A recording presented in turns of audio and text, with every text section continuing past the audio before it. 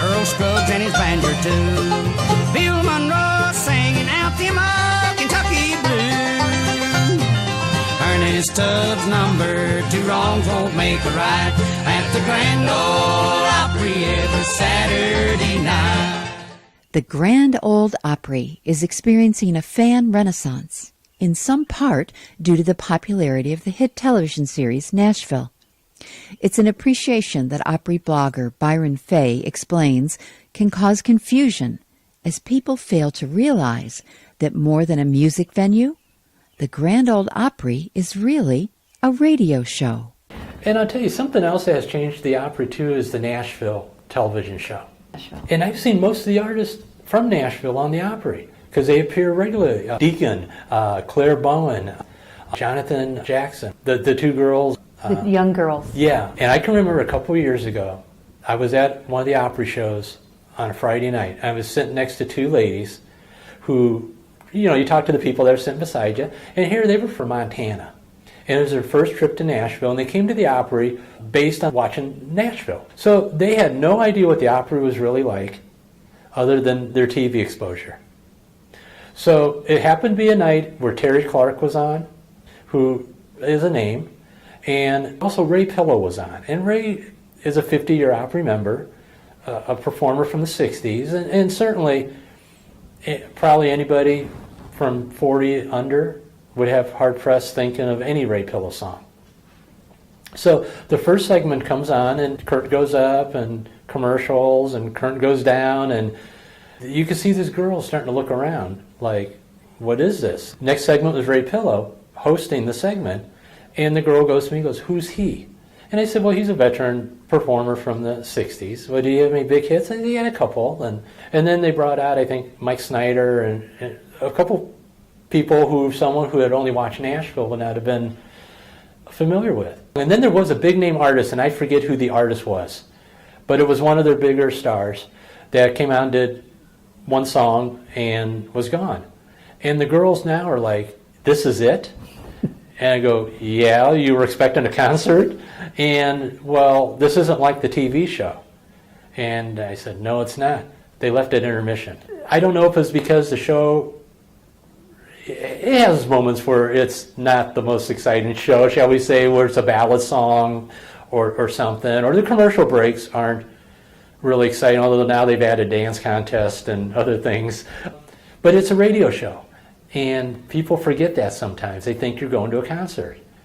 And the concept of commercials and station IDs and recognizing birthdays and stuff like that, obviously they don't do on the TV show. When the Opry was on GAC, on the cable network, when they used to televise an hour of it, they would only have 3 or 4 artists on for that hour, and they would be singing 3 or 4 songs. But then you get to the real Opry when it's not, and it's just one and done, or 2 and done. I had no idea it was a radio show either. I was good with that. I loved it. Yeah. But I had no idea that's what I was walking into. Yeah. So, and a lot of people don't. Yeah. And the other thing is that they have video screens at the Opry House. And if you look at the video screens, they'll have upcoming artists. Okay. And I've heard comments from people where they're looking through the Opry picture book and they're seeing these great pictures of all these Opry members. And you can hear them talking, and they've asked me on occasion, where are these people at? Well, one of them will be here next week, and you picked the wrong week to come. And you can tell some disappointment sometimes that they don't get the A lineup or the big stars, that they missed it by a week. And I've been in that position. You make your one trip a year, and then you look and see Garth Brooks is coming the next week, and you're like, doggone it, I missed it by a week. I will tell you the thing that surprised me. Every host I had in the 2 hours were of the oldest generation. Yes. I didn't know who they were, and I didn't really know that I came all this way to listen to the music that they played.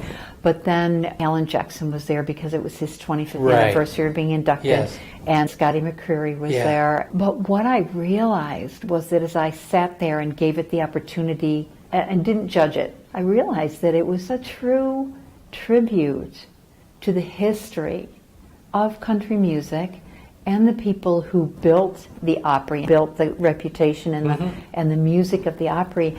And without those older people to be there and reflect that, you don't get the same feel, you don't get the same ideal of why the Right. Opry is the place to go. So when you write about it on your blog, do you try to tackle the issues? Is your blog just for your own entertainment, or are you trying to really help the Opry? I do the weekly lineups, write about different members and different guest artists. Once a year, sometimes twice a year, I'll do a recap of the Opry, which that's the post that seems to get the most mention. So what's a recap of the Opry? It'll be what members showed up and what members didn't, how many times they were there, how many times they hosted segments. How do you get those statistics? I track it every week. I print the lineups, and I have books that I track the information in. And those posts usually will show up on other websites. There's a website called Saving Country Music that'll print my material. It has shown up on a Billboard site at a few times. And then we post the older lineups. That's probably the topic that gets the most mention, because I go back and post from 5 years ago, 10 years ago, 25 years ago. And then if something historical happened that week, I'll post the lineup from up to 50 years ago. I have lineups from the 40s. So hard copies, obviously. You have hard copies. Of a lot of programs from that time, yes. Do you collect them? Yes. How do you find them? Different sources. eBay is always a good spot. I have friends who don't want them anymore, who have said to me, hey, I've got a box load of these things, do you want them? I have friends in Nashville who collect stuff that are always looking to dilute material, shall we say. I have recordings of Opry shows from the 30s and the 40s that have been put on CDs from actual recordings. At one time, the Opry did a syndicated show on radio back in the 60s. I have the tapes of every one of those shows. Does every one on of cassette them? tapes? There's 400 and some. Does the Opry know you have this stuff?